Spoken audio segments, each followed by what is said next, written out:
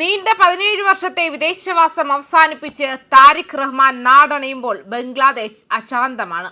രാജ്യത്തെ അതിനിർണായക രാഷ്ട്രീയ നിമിഷമെന്ന് Bangladesh nationalist party ഈ വരവിനെ വാഴ്ത്തുമ്പോൾ താരിഖിന്റെ അമ്മയും പാർട്ടി അധ്യക്ഷയുമായ മുൻ പ്രധാനമന്ത്രി ഖാലിദ സിയ അതീവ ഗുരുതരാവസ്ഥയിൽ ആശുപത്രിയിൽ കഴിയുകയാണ്. പിതാവും ബംഗ്ലാദേശ് മുൻ പ്രസിഡന്റുമായ സിയാവുർ റഹ്മാൻ സ്ഥാപിച്ച ബംഗ്ലാദേശ് നാഷണലിസ്റ്റ് പാർട്ടിയുടെ ആക്ടിംഗ് ചെയർമാനായ താരിഖ് ഇന്ന് നാട്ടിലെത്തുന്നത് പ്രമാണിച്ച് അതീവ സുരക്ഷയാണ് ഒരുക്കിയിരിക്കുന്നത്. രഹസ്യമായും പരസ്യമായും സാധ്യമായ എല്ലാ സുരക്ഷാ നടപടികളും സ്വീകരിച്ചതായി ധാക്ക മെട്രോപൊളിറ്റൻ പോലീസിലെ ഡിറ്റക്റ്റീവ് ബ്രാഞ്ച് മേധാവി നസറുൽ ഇസ്ലാം അറിയിച്ചിട്ടുണ്ട്. താരിഖ് വന്നിറങ്ങുന്ന ഹസ്രത് ഷാ ജലാൽ രാജ്യാന്തര വിമാനത്താവളത്തിൽ ഇന്നലെ വൈകുന്നേരം മുതൽ കർശന നിയന്ത്രണം ഏർപ്പെടുത്തിയിട്ടുണ്ട്. ആൾക്കൂട്ടം ഒഴിവാക്കാനാണിത്. ബംഗ്ലാദേശ് പ്രസിഡന്റായിരിക്കെ 1981 സിയാവുർ റഹ്മാൻ കൊല്ലപ്പെടുകയായിരുന്നു.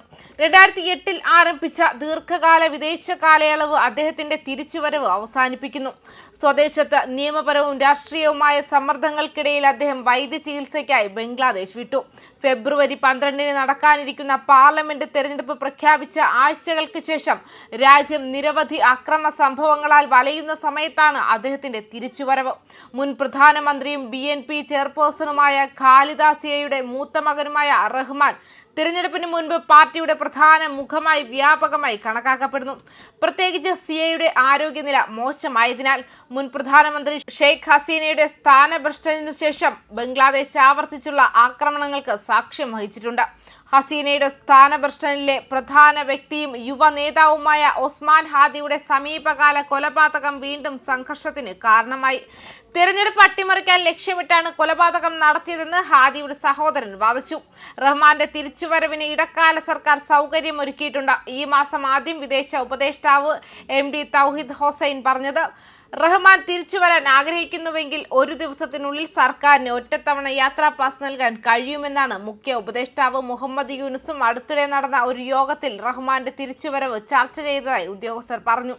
ഡിസംബർ 27 റഹ്മാൻ വോട്ടർ പട്ടികയിൽ രജിസ്റ്റർ ചെയ്യുന്നതിനുള്ള നടപടിക്രമങ്ങൾ പൂർത്തിയാക്കുമെന്നും ഇത് തിരഞ്ഞെടുപ്പ് രാഷ്ട്രീയത്തിൽ നേരിട്ട് പങ്കുവഹിക്കാൻ അദ്ദേഹത്തെ അനുവദിക്കുമെന്നും BNP നേതാക്കൾ പറഞ്ഞു. ചില ന്യായമായ കാരണങ്ങളാൽ എന്റെ തിരിച്ചുവരവ് നടന്നില്ല, പക്ഷേ സമയം വന്നിരിക്കുന്നു. ഞാൻ ഉടൻ മടങ്ങി വരും. ഞാനും തിരഞ്ഞെടുപ്പിൽ മത്സരിക്കുന്നുണ്ടെന്ന് റഹ്മാൻ BBC ബംഗ്ലയോട് പറഞ്ഞു. അതേസമയം BNP രാഷ്ട്രീയ പ്രാധാന്യം വീണ്ടെടുക്കുമ്പോൾ വർദ്ധിച്ചു വരുന്ന ആൾക്കൂട്ട ആക്രമണങ്ങളിൽ നിന്നും കർശനമായ മതപരമായ മാനദണ്ഡങ്ങൾ വാദിക്കുന്ന ഇസ്ലാമിക ഗ്രൂപ്പുകളുടെ പുനരുജ്ജീവനത്തിൽ നിന്നും അത് വർദ്ധിച്ചു വരുന്ന വെല്ലുവിളികളെ അഭിമുഖീകരിക്കുന്നു. ശരീഅത്ത് നിയമം അടിച്ചേൽപ്പിക്കാനും സ്ത്രീകളുടെ സ്വാതന്ത്ര്യം നിയന്ത്രിക്കാനുമുള്ള ശ്രമങ്ങൾക്കെതിരെ പാർട്ടി നേതാക്കൾ മുന്നറിയിപ്പ് നൽകിയിട്ടുണ്ട്. തീവ്രവാദ ശക്തികൾ ലിബറൽ ജനാധിപത്യ രാഷ്ട്രീയത്തെ മാറ്റിസ്ഥാപിക്കാൻ ശ്രമിക്കുന്നുവെന്ന് മുന്നറിയിപ്പ് നൽകി. മതപരമായ സ്ഥലങ്ങൾക്കും രാഷ്ട്രീയ ഓഫീസുകൾക്കും നേരെയുള്ള സമീപകാല ആക്രമണങ്ങളും ആൾക്കൂട്ട ആക്രമണങ്ങളിൽ വ്യാപകമായ പൊതുജന ആശങ്ക കാണിക്കുന്ന സർവേ ഡേറ്റയും തിരഞ്ഞെടുപ്പിന് തയ്യാറെടുക്കുമ്പോൾ BNP നേരിടുന്ന അപകട സാധ്യതകളെ അടിവരയിടുന്നു. രാഷ്ട്രീയ സാധ്യതകൾ വളരെ കൂടുതലാണ്. വരാനിരിക്കുന്ന തിരഞ്ഞെടുപ്പുകളിൽ മത്സരിക്കുന്നതിൽ നിന്ന് ഷെയ്ഖ് ഹസീനയുടെ അവാമി ലീഗിനെ വിലക്കിയതിനാൽ BNPക്ക് മുൻനിര സ്ഥാനമാണുള്ളത്. BNP നയിക്കുന്ന സഖ്യം ജമാഅത്തെ ഇസ്ലാമിയുടെ നേതൃത്വത്തിലുള്ള സഖ്യത്തെ നേരിടാൻ ഒരുങ്ങുകയാണ്. റഹ്മാനും BNPയും മുമ്പ് ഇടക്കാല ഭരണകൂടത്തിൽ തിരഞ്ഞെടുപ്പുകൾ നേരത്തെ നടത്തണമെന്ന് സമ്മർദ്ദം ചെലുത്തിയിരുന്നു.